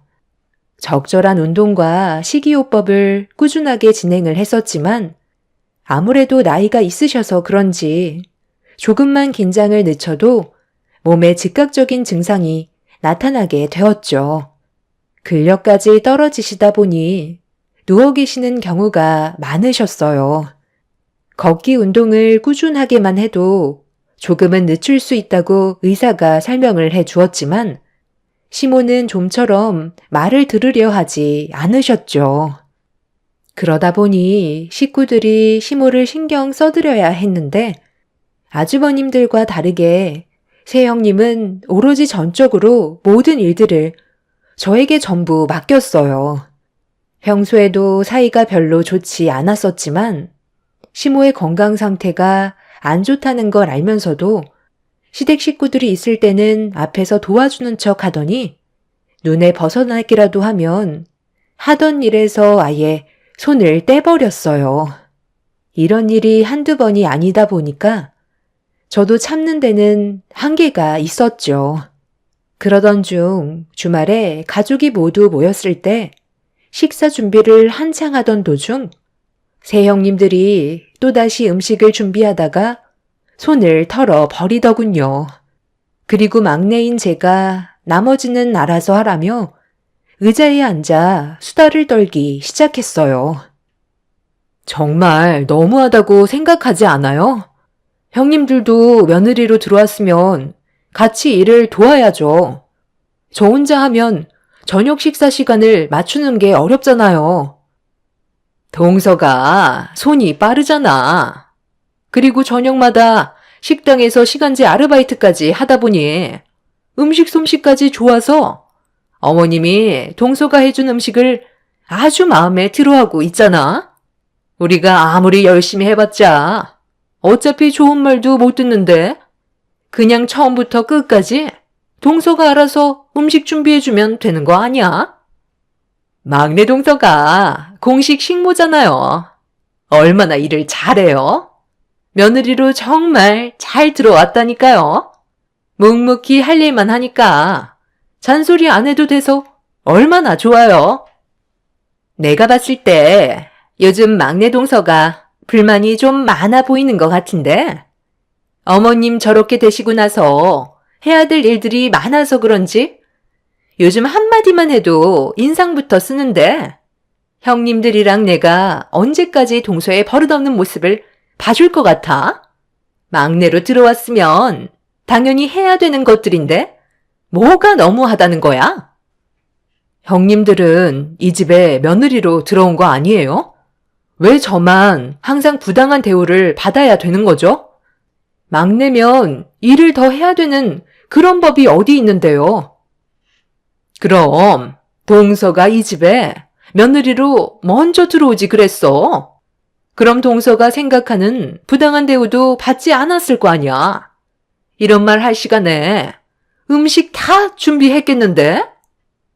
새 형님들은 서로 대화를 주고받으면서 깔깔거리며 웃고 있었어요.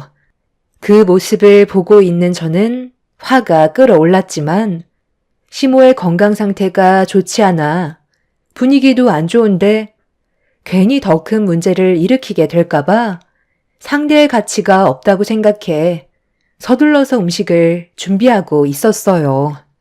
땀 흘리면서 정신없이 움직이고 있는 동안 새 형님들은 정말 손가락 하나 까딱하지 않고 제가 식탁에 올려놓은 음식들을 맛보면서 수다를 떨고 있었습니다. 하나하나 음식을 맛보던 형님들이 어떤 음식은 짜고 간이 맞지 않는다면서 오늘따라 음식 맛이 형편없다며 불만을 털어 놓았어요. 첫째 형님이 한마디 꺼내자 둘째, 셋째 형님까지 모두 덩달아 상처되는 말을 계속해서 퍼붓고 있었죠. 저도 사람인지라 참고 참았던 감정이 터지게 되면서 새 형님들한테 한마디 하려는 순간 갑자기 주방으로 들어오신 시모가 저 혼자 고생하는 모습을 보곤 버럭 화를 내셨고 거동이 불편하셔서 지팡이에 몸을 의지하고 계셨는데 갑자기 지팡이를 하늘 높이 올리시더니 새 형님들의 머리를 한 대씩 쥐어 박으셨어요. 비명을 지르면서 놀란 얼굴로 자리에서 벌떡 일어나자 시모가 당장 나가라고 고함을 치셨어요. 너희들 지금 뭐 하는 거냐? 막내 며느리는 땀 흘리며 힘들게 음식 준비하고 있는데 도와주지는 못할 망정 셋이 앉아서 만들어 온 음식 주워 먹고 있어? 어머님, 그건 오해세요. 동서가 워낙 음식 솜씨가 좋으니까 저희가 도와줄 필요가 없어 보여서 잠깐 앉아있던 것뿐이었어요. 그리고 이 좁은 주방에 넷이나 북적거리면 음식 하나 제대로 만들 수나 있겠어요? 동서가 무슨 말이라도 좀 해봐. 우리가 잘못한 거야? 어머님한테 오해를 풀어줘야 할 거 아니야? 어머님이 뒤에서 전부 다 지켜보셨는데 제가 무슨 설명을 더 해드리겠어요. 저도 지금까지 많이 참아왔었어요. 2년 동안 형님들이 저에게 어떻게 했어요? 처음 며느리로 들어왔을 때부터 제가 마음에 들지 않는다면서 온갖 잡일은 저에게 전부 다 시켰잖아요. 형님들이 원하는 대로 움직이지 않고 이 일을 제기하니까 저를 따돌리시면서 아예 상대조차 하지 않았어도 시간이 어느 정도 지나면 그래도 좋은 관계로 바뀔 수 있다고 생각했어요. 하지만 제가 착각한 것 같네요. 너희들은 막내 며느리한테 그렇게 모질게 하고 싶니? 큰 며느리 네가 제일 문제인 것 같다. 손이 사람이면 본이 되는 행동을 해야지. 막내 동서가 처음부터 저희들한테 잘했다면 이런 일은 애초에 일어나지 않았다고요. 저희가 알아서 할 테니까 이제 그만 들어가세요. 어머님은 왜 막내 동서만 챙겨주는데요? 이것도 차별 아니에요? 저희가 열심히 해도 항상 불만만 늘어놓으시니까 얼마나 서운한지 아세요? 너희들이 처음부터 잘했다면 화를 낼 이유가 뭐가 있겠어? 어쩜 셋 다 똑같이 한 사람을 몰아세우는 건데 애들도 아니고 당장 안 일어나? 시모는 들고 계신 지팡이를 힘겹게 휘두르시면서 주방에서 난리를 치셨어요. 새 형님들은 지팡이에 맞기 싫어서 이리저리 피해 다니고 있었죠. 주방이 시끄러워지자 시부모님 안방을 구조 변경을 하던 아주버님들과 남편이 주방으로 들어왔고 시모가 지팡이를 휘두르는 모습에 놀라서는 급하게 말리면서 상황을 진정시켰습니다. 이 일로 인해 가족들 모두가 새 형님들의 행동에 대해 알게 되었고 그동안 어떤 일이 있었는지 전부 듣게 되신 시부는 화가 나셨는지 한마디 하시게 되면서 형님들의 잘못을 추궁하셨습니다. 그날 이후 한동안 집안은 조용해졌고 모두가 공평하게 집안일을 함께하게 되었죠. 새 형님들한테 사과를 받긴 했지만 마음속에서 우러나온 사과가 아니라는 건 알고 있었어요. 그래도 저 혼자만 피해를 보는 일은 더 이상 발생되지 않았다는 것만도 좋게 받아들일 수 있었습니다. 그런데 항상 마음속으로 악한 감정을 품고 있었던 형님들은 좋은 관계로 지내겠다는 시부모님과의 약속을 또다시 어기고 말았어요. 아주버님들과 남편이 시모에게 필요한 물건을 사오기 위해 잠깐 외출을 하게 되었고, 시부는 시모와 함께 마을에 있는 공원으로 잠깐 외출을 한 적이 있으셨어요. 얼마 전에 한바탕 난리가 난 이후 세 형님들과 처음으로 한 공간에 있게 되는 상황이 오게 된 거였죠. 그게 신경 쓰지는 않았는데 첫째 형님이 식재료를 손질하고 있던 저를 보면서 한마디 했습니다. 갑자기 차가워진 분위기를 감지한 저는 시선을 회피하면서 할 일을 하고 있었지만 대파가 담겨있던 소쿠리를 제 머리 위로 뒤집어 씌웠어요. 내가 그동안 기회가 없어서 제대로 말을 하지 못했었는데 동서는 왜 이 모양이야? 이런 식으로 집안 분위기 만드니까 좋아? 우리가 맨날 눈치 보면서 살아야 되겠냐고. 막내로 들어왔으면 당연히 굳은 일을 할 수도 있는 거지. 우리가 언제 얼굴 볼 때마다 동서한테만 일을 몰아줬어? 가뜩이나 어머님이 우리 셋을 마음에 들어하지 않는데 동서 덕분에 시댁에 올 때마다 눈칫밥 먹고 있다고. 늙은이들만 아니었어도 동서는 나한테 바로 머리채 잡히고 걷어차였을 거야. 요즘 아버님까지 동서 편을 들어주니까 아주 기가 살아서는 목을 빳빳하게 세우고 있는데 그게 얼마나 갈 수 있을 것 같아? 괜히 나대지 말고 적당히 하는 게 좋을 거야. 시부모님이 지켜본다고 해서 우리가 아무것도 못할 거라 생각하는데 앞으로 그 노인네들이 얼마나 더 오래 살 것 같아? 누구랑 더 오래 있게 될까? 잘 생각하는 게 좋을 거야. 인생은 줄을 잘 타야 된다고 그랬어. 동서는 지금 상당히 잘못된 길을 걷고 있다는 걸 인지 못하는 것 같은데 그러다 나중에 땅을 치고 후회할 날이 오면 어쩌려고 그래? 어차피 어머님은 이제 얼마 못 살아. 나이도 많은데다가 당뇨에 근감소증까지 생기셨으니 말 다 했지. 한번 시작된 병은 멈출 수 없는 거라고. 당뇨가 얼마나 많은 합병증을 가져오는지는 동서도 알 거 아니야? 오래 살지 못하는 어머님한테 투자하지 말고 어느 길을 택해야 앞으로의 삶이 편해질 수 있는지 생각을 잘해야 될 거야. 아버님, 어머님 세상 떠나고 그때 돼서 감당할 수 있을 것 같아? 지금도 서로가 성격이 안 맞아서 얼굴을 붉히고 있는데 앞으로 동서가 어떻게 하냐에 따라서 삶이 편해질 수도 있는 거고 힘들어질 수도 있는 거야. 잘 판단했으면 좋겠네. 그러니까 지금 저보고 형님들이 시키는 일은 무조건 해야 된다는 건가요? 아직까지 상황 파악이 안 되는 거예요. 제발 정신들 좀 차리세요. 어머, 내가 봤을 때 동서가 지금 상황 파악을 못하고 있는 것 같은데 제발 눈치껏 좀 행동하지 그래? 사람 일 한 치 앞도 모르는 게 인생이야. 쓸데없이 객기 부리지 말고 앞으론 조용히 알아서 눈치껏 행동해.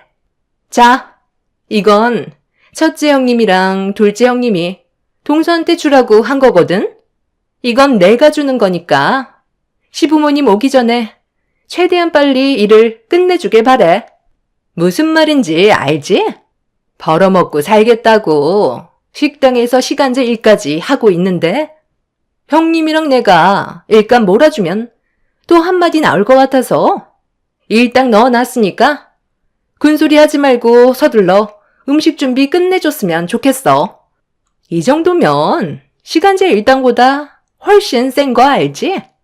알아들었으면 9만 원 가방에 넣어놓고 그 성격 더러운 노인네들 오기 전에 서둘러 끝내도록 해. 동서도 앞으론 우리 편이 돼야 하지 않겠어? 정말 가지가지하네요. 누가 보면 제가 돈독이 오른 사람인 줄 알겠어요. 더 이상은 대화조차 나누고 싶지 않아요. 차라리 저 혼자 하는 게 나을 것 같으니까 주방에서 그만 나가주세요. 형님들한테 너무 큰 실망을 했고, 두 번 다시 엮이고 싶지 않습니다.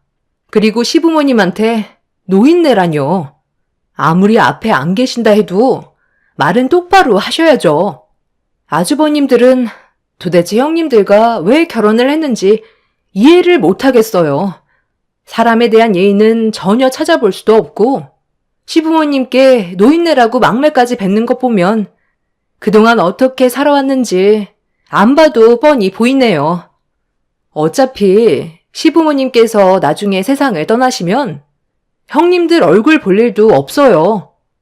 제가 아버님 댁에 왜 오는데요? 저에게 항상 잘해주시고 딸처럼 대해주셔서 조금이나마 도움을 드리고 싶어서 오는 거지. 형님들한테 시달리려고 오는 거 아니에요. 이 집안에 며느리로 들어왔으면 똑바로들 행동하세요. 아랫사람한테 본이 돼야죠. 그리고 이런 돈 필요 없으니까 도로 가져가세요. 9만 원이 들어있던 봉투를 셋째 형님한테 다시 돌려주는 순간 뒤에서 첫째 형님이 더 이상은 못 참겠다면서 제 머리채를 손으로 휘어 감았어요. 갑작스러운 돌발 행동에 당황한 저는 발버둥을 쳤지만 머리카락을 휘어 감은 상태에서 끌어당기다 보니 제대로 저항도 못한 채 끌려가고 있었습니다. 그만하라고 소리를 질렀지만 첫째 형님은 앞뒤 가리지 않고 막무가내로 행동했고 뒤이어 둘째 형님과 셋째 형님도 그동안 저에게 쌓인 게 많다면서 제 머리를 한 움큼씩 잡았어요. 저도 더 이상 참을 수가 없던 터라 양손으로 세 형님들의 머리채를 잡아 흔들어 댔고 좁은 주방에서 이리저리 부딪히며 서로 뒤엉켜 굴러다니게 되자 주방에 있던 식기들이 전부 바닥으로 떨어져 산산조각이 나고 말았어요. 그리고 셋째 형님이 헝클어진 머리로 저에게 소리를 질렀습니다. 야, 네가 뭔데? 잘 지내던 집안에 들어와서 초를 치는 거야? 너만 아니었어도 이런 일은 절대 일어나지 않았다고. 그냥 시키는 거 묵묵히 하면 되는 거지. 왜 토를 다는 건데? 너는 사회생활도 안 해봤어? 상사가 일을 시키면 군말 없이 하면 되는 것처럼 이 집안에서도 서열이라는 게 있는 거야. 동수한테 얼마나 많은 일을 시켰다고 집안을 이런 식으로 전부 다 망쳐놓는 건데? 나도 그동안 정말 많이 참았다고. 오늘 아주 끝장을 보던지 아니면 그만 좀 설치고 조용히 지내. 제가 왜 조용히 지내야 되는 건데요? 저는 이 집안에 며느리로 들어온 거지. 형님들이 시키는 거 하려고 그 사람과 결혼한 게 아니에요. 저를 기죽여서 형님들이 원하는 대로 조정하려는 거 제가 모를 줄 알아요? 평생 그렇게 당하면서 살고 싶지 않고 저는 제 타당한 권리를 주장하는 거라고요. 형님들도 이 집안에 며느리로 들어왔으면 당연히 해야 될 일들인데 저 혼자 모든 걸 감당하라는 것 자체가 문제인 거죠. 집안을 무너뜨리는 건 제가 아니라 형님들이라고요. 저는 온 힘을 다해 새 형님들을 뿌리쳤고 바닥에 떨어져 있던 9만 원이 들어있는 봉투를 들어 형님들의 면상에 뿌려 버렸어요. 서로가 한데 엉켜 한바탕 난리를 친 상태라 체력이 다 떨어져 거친 숨을 내쉬면서 숨을 고르고 있었죠. 그렇게 아주 잠깐 침묵이 흐르는 동안 식탁에 올려져 있던 제 가방에서 전화가 울렸어요. 핸드폰을 꺼내들자 시모의 전화였고 제가 전화를 받자마자 시모의 한마디에 새형님은 사색이 된 얼굴로 저를 바라보고 있었습니다. 시모가 이제 그만 들어가도 되냐며 물어보시자 대충 상황이 끝난 것 같다고 말씀드렸고 잠시 뒤 현관문 비밀번호를 누르는 소리가 집안에 울려 퍼졌어요. 당황한 새형님들은 어쩔 줄 몰라 하면서 아수라장이 되어버린 주방을 급하게 치우기 시작했죠. 하지만 이미 시부모님과 아주버님들이 줄지어 들어와 주방에 펼쳐진 광경을 두 눈으로 전부 다 보게 되었고, 남편은 제 곁으로 달려와 다친 곳은 없는지 몸을 살피고 있었습니다. 형님들은 시부모와의 약속을 어기게 된 거였어요. 어디 다친 곳은 없는 거야? 꼭 이렇게까지 했어야만 해? 하마터면 당신이 크게 다칠 수도 있었다고. 형수님들은 저희 아버지랑 했던 약속 잊으셨어요? 형님들이 자초한 일인데 어쩌겠어. 약속한 대로 이제 그만 물러나시죠. 저번에 각서까지 쓰고 지장까지 찍었잖아요. 아주버님들 실시간으로 전부 다 확인하셨죠? 제가 아무리 잘하려고 해도 형님들이 저를 이렇게 막대하는데 제가 계속 참고만 살아야 되는 거예요. 여보, 영상 녹화는 잘 됐는지 확인 좀 해줘. 내가 저번에 분명히 경고했을 텐데 한 번만 더 집안에 불미스러운 일이 생긴다면 그때 그냥 넘어가지 않겠다고 나랑 약속까지 해놓고 이게 지금 뭐 하는 짓들이야? 아버님, 이건 전부 다 오해예요. 저희는 그냥 가만히 있었는데 막내 동서가 저희를 도발한 거라고요. 왜 항상 막내 동서 편만 들어주시는 건데요? 우리가 전부 다 실시간으로 확인 다 했는데 어디서 또 거짓말이야? 네가 큰 며느리면 밑에 애들을 잘 이끌어 가야 한다고 내가 분명 얘기했는데 너는 막내 며느리를 막대한 것도 모자라 시부모한테 노인네 취급하면서 하루라도 빨리 세상 떠나길 원하고 있었어. 겉으론 착한 척 잘하는 척 다 하더니 뒤에서 이런 모습을 보여? 그 영상 이리 줘봐라. 너는 이걸 보고도 끝까지 거짓말이 나오지? 저번에 작성한 각서 꺼내와 봐라. 오늘 아주 끝장을 보자. 온 가족이 시댁에 모이기 전에 저희 부부와 아주버님들은 시부모님과 함께 의논을 한 적이 있었어요. 그동안 제가 형님들에게 시달리고 있었다는 것 때문에 버티기 힘들다면서 한동안 형님들과 마주치고 싶지 않다고 했었죠. 시부모님께서도 이런 제가 걱정이 되셨는지 새형님들한테 각서를 받았었지만 항상 눈에 보이지 않을 때 저를 막대하던 행동들 때문에 걱정이 많으셨죠. 이런 문제로 남편이 주방에 CCTV를 설치하길 원했고 모두가 실시간으로 확인할 수 있는 걸로 주방 구석에 설치를 하게 되었습니다. 최대한 조용히 넘어가길 원했었지만 예상했던 대로 형님들은 시댁 식구들이 외출한 틈을 타 저를 막대하기 시작했고 결국 모든 실체를 실시간으로 확인하게 되었던 거죠. 그리고 남편은 거실 테이블 밑에 있던 각서를 가지고 주방으로 들어왔고 시부에게 각서가 넘겨지자마자 새형님들은 그 자리에서 무릎을 꿇었어요. 그 각서는 새형님들의 인생이 달려있을 만큼 무조건 지켜야 하는 각서였죠. 또 한 번 이런 불미스러운 일이 생긴다면 새형님들이 운영하고 있던 화장품 가게를 되돌려 받겠다는 각서였어요. 그동안 벌어들인 수익까지 전부 다 몰수하겠다는 정말 중요한 각서였죠. 여기서 잠깐 상황 설명을 드리자면 새형님들은 아주버님들과 결혼을 하고 육아에만 집중을 하고 있었어요. 그런데 시부께서 형님들한테 같이 사업 하나 해보는 게 어떻겠냐는 말에 평소에 사이가 좋았던 새 형님들은 관심사가 같은 화장품 매장을 차리고 싶다는 말씀을 드렸고 시부가 가지고 계신 상가에 새 형님들이 화장품 매장을 차릴 수 있었죠. 전적으로 시부가 뒤에서 전부 다 지원해 주셔서 들어오는 수익은 새 형님들이 나눠 가지는 구조로 되어 있었어요. 저는 직업이 있었고 원하는 일을 하고 있었기 때문에 시부가 저에게 똑같이 제안을 하셨을 때 거절을 했었어요. 식당 일을 시간제로 했던 건 부모님 지인분께서 식당을 하시는데 퇴근하고 바쁜 저녁 시간에 잠깐 도와주면 반찬들과 월급까지 챙길 수가 있어서 도와줬던 것 뿐이었죠.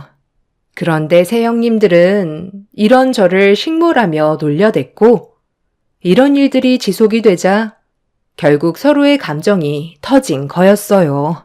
그렇게 시부는 모든 걸 바로 잡으시려고 각서까지 쓰게 했는데 형님들은 저를 증오하는 마음이 훨씬 더 컸는지 돌이킬 수 없는 결과를 가져오게 되었던 거죠. 상황이 심각해지자 그제서야 형님들은 시부에게 매달려 애원을 하기 시작했어요. 아버님, 제가 잘못했어요. 그냥 잠깐 한마디 하려 했던 게 제 감정을 억누르지 못하고 동서를 함부로 대한 것 같아요. 2번 다시 이런 일은 없을 테니 화장품 매장만큼은 저희가 운영할 수 있게 해주세요. 부탁드릴게요. 제가 손이 사람으로서 많이 부족했고 이제 정신 차렸으니 앞으론 본이 되는 모습 보여줄게요. 저도 항상 막내 동서를 먼저 챙길 테니 마지막으로 딱 한 번만 넘어가 주시면 안 될까요? 이제야 자리 잡아서 화장품 매장에서 발생되는 매출이 상당한데 그걸 다시 가져가신다면 저희가 지금 누리고 있는 생활에도 지장이 생기게 되잖아요. 저도 아버님 며느리인데 꼭 이렇게까지 하셔야 되겠어요? 너희들은 지금 화장품 매장만 신경을 쓰고 있는 것 같은데 뭐 잊은 거 없니? 내 아들들과의 관계도 심각하게 생각해봐야 할 거라고 분명 경고했을 텐데. 어머님, 그런데 그건 저희 부부가 알아서 할 문제죠. 솔직히 어머님도 잘하신 건 없잖아요. 왜 저희들한테만 뭐라고 하시는 건데요? 잘하려고 노력해도 알아주지도 않았으면서 항상 막내 동서만 감싸고 돌았잖아요. 그런 모습이 얼마나 서운하게 다가왔는지 알아요? 이게 다 어머님 때문이라고요. 뭐라고? 네가 그동안 나한테 받아간 건 생각 안 하고 막내 며느리한테 조금 관심 줬다고 그걸 서운해 하는 거야? 어떻게 너희들은 조금도 반성할 생각은 안 하는 거니? 너희 집안이 금전적으로 힘들었을 때 도와준 건 기억 안 나? 사돈분들께서 내 아들을 좋게 봐주셔서 빚까지 갚아줬었는데 그런 건 전혀 고맙게 생각 안 하는 거지? 너 같은 여자가 우리 집안 며느리로 지내는 건 절대로 용납할 수 없다. 너 때문에 내 아들 인생 망치게 하고 싶지 않으니까 당장 갈라서도록 해. 아주 땅을 치고 후회하게 만들어주마. 그리고 너희들이 막내 며느리한테 물리적으로 행동했던 것들 전부 다 영상으로 찍혀 있으니까 소송 들어갈 테고 그에 따른 위자료까지 준비하는 게 좋을 거다. 다시는 우리 집안과 엮일 생각 꿈에도 하지 마. 당신은 지금 당장 사돈분들께 전부 전화 돌려요. 시모는 서 있는 것조차 힘들어 하시는데도 화가 많이 나셨는지 온몸이 떨려오는 걸 참으시면서 새 형님들한테 분노를 표출하셨어요. 각서에는 또다시 이런 일이 반복이 될 시 모든 걸 포기하고 물러나겠다는 마지막 각서 내용의 조건이 적혀 있었죠. 첫째, 둘째 형님은 기회를 달라고 했지만 셋째 형님이 막무가내로 나가면서 시부모님의 신경을 더욱더 날카롭게 만들었고 결국 새 형님들의 부모님께서 전부 다 시댁으로 달려와 모든 상황을 듣게 되시면서 사태는 더욱더 심각해지고 말았습니다. 결국 이 문제로 새 아주버님들은 형님들과의 관계를 심각하게 고민하고 있는 상태입니다. 그리고 화장품 매장은 시부께서 다시 가져가셨고 다른 사람들을 고용해 운영하고 있는 중이에요. 새 형님들은 현재 지죽은 듯 조용하게 지내면서 시부모님의 눈치를 보고 있는 상황입니다. 그리고 저를 막대했던 행동들에 대해서는 현재 정신적인 피해에 대한 위자료 소송을 진행 중에 있습니다. 시모의 등살에 첫째 형님 내외는 별거를 하고 있고 둘째 형님네는 왕래조차 못하고 있는 상황이지만 셋째 형님은 아무래도 아주버님과 이혼을 하게 될 것 같습니다. 도움받았던 걸 감사하게 생각하지 않고 오히려 더 난리를 치는 모습에 아주버님도 포기를 한 듯 보이네요. 셋째 형님네 부모님 빚 갚아드리는 것도 시부모님이 다시 상환하시라고 닥달 중이십니다. 새 형님들은 결국 자신들이 누리고 있던 것들을 전부 다 빼앗기고 일제히 쪽박을 차게 되었지만 아직도 저에게 진심으로 사과를 하지 않고 있는 상황입니다. 저도 형님들을 용서해 줄 생각은 전혀 없는 상태라 앞으로는 더 안 좋아질 수밖에 없겠죠. 제가 먼저 손을 내밀 필요는 없다고 생각합니다. 첫째 형님은 그동안 화장품 매장을 운영하면서 벌어들인 수익으로 씀씀이가 커져서 그런지 시부에게 매달리고는 있지만 절대 받아주지 않고 있어요. 큰 아주버님도 형님의 모습에 실망을 많이 했는지 별거를 하면서 앞으로의 관계를 심각하게 고민 중이라고 하네요. 저는 그동안 묵묵히 며느리로서 할 일을 해왔었는데 왜 이렇게 사람들이 안 좋은 감정을 가지고 저를 대했는지 모르겠어요. 이런 관계가 참 안타까울 뿐입니다.